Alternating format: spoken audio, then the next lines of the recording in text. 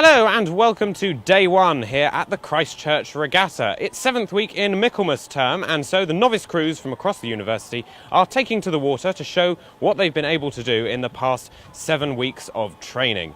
Rowers that have never rowed before since coming to the university have formed boats of 8 in the men's and the women's categories, and over the next 4 days are going to be competing to see who is the best novice boat in Oxford.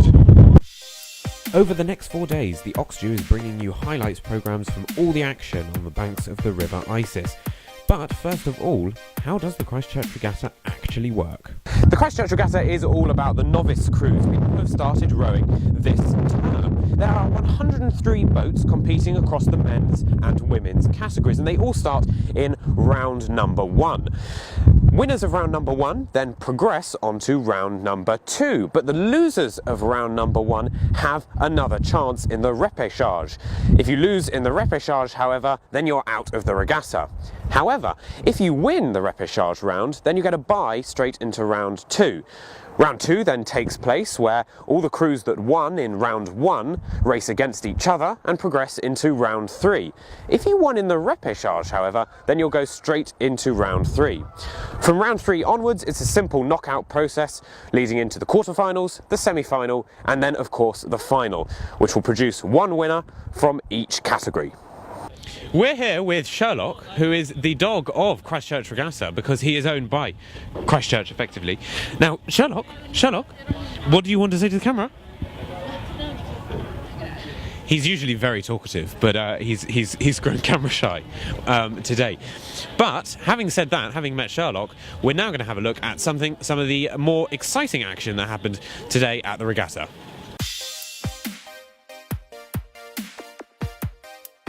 In the women's, Merton's A team got off to a calamitous start as they were crashed into by Lincoln A.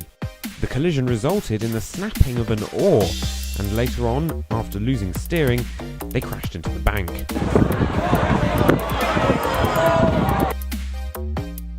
I was pretty scared.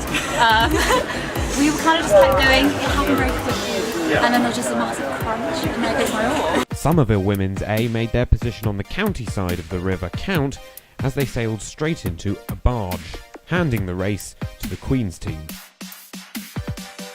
And towards the end of the day, a terrible start by Hertford Women's B meant that they careered into the Magdalen B boat, forcing the race to restart.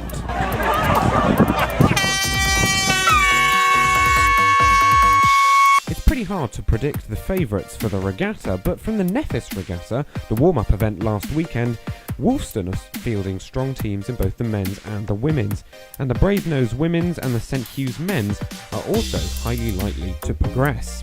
Indeed, Wolfston Women's and Brasenose Women's both took home victories, as did the St Hugh's Men's. However, in a potential upset, the Wolfston Men's A team lost in their first round.